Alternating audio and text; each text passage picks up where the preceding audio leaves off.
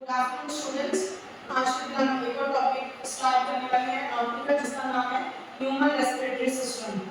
Respiratory system क्या होता है? एयर पैसेज होता है जो लंग्स और ब्रीदिंग मसल्स के बीच में जो भी गैसेस एक्सचेंज होती हैं, जैसे एयर और ब्लड के बीच में गैस एक्सचेंज होती है।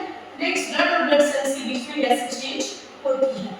नेक्स्ट है कि जो रेस्पिरेटरी सिस्टम होता है वो हीलियोस्टेसिस को मेंटेन करने में हेल्प करता है। हीलियोस्टेसिस का मतलब होता है कि जितना भी हमारी बॉडी का जो बॉडी टेम्परेचर होता है उसको रेगुलेट करने में हेल्प करता है।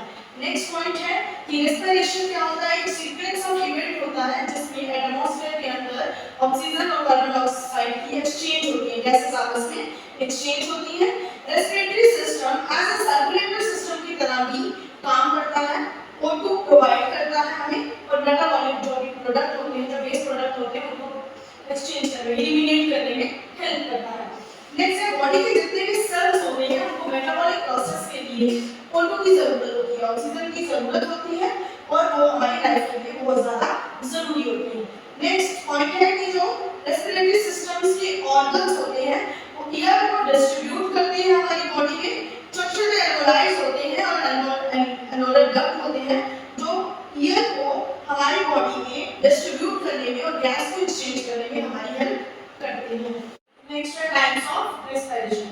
टाइप्स ऑफ रेस्पिरेशन को हमने दो पार्ट्स में डिवाइड किया है। एक है basis of science of gases exchange, second है basis of availability of oxygen.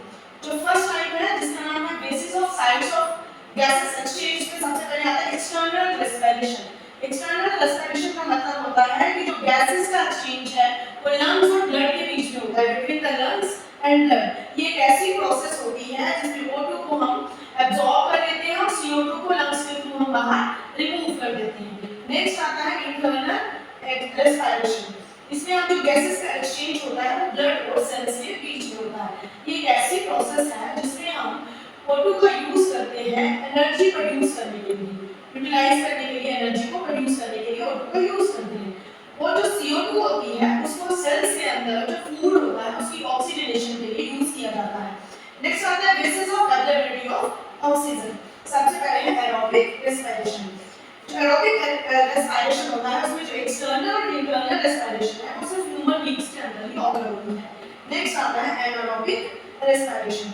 Anaerobic respiration का मतलब होता है जैसे बैक्टीरियाज हो गए, फंजाई हो गया, पैरासाइट्स हो गए, वॉर्म्स हो गए, ग्लूकोज हो गया, और ये एनर्जी प्रोड्यूस करते हैं ब्रेक डाउन होने के बाद। इसमें O2 की यूटिलाइजेशन नहीं होती है।